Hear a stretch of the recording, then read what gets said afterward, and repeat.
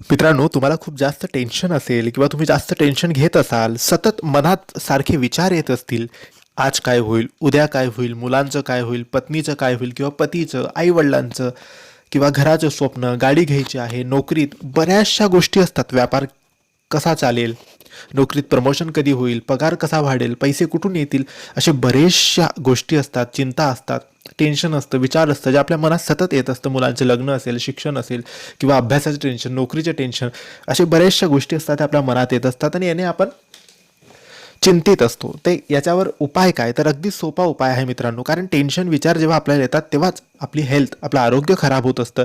आणि जेव्हा आपल्याला टेन्शन विचार येणार नाही तेव्हा आपण बिंदास्त राहू, हसत खेळत राहू. कारण उद्या काय होणार आहे हे कोणाला माहीत नाही. म्हणून याच्यासाठी एक उपाय आहे. शांत जागेवर एकट्यामध्ये बसा, स्वामींचे नाव घ्या, डोळे बंद करा आणि स्वामींना बघण्याचा प्रयत्न करा डोळे बंद करून. काही दिवसात टेन्शन कमी होईल.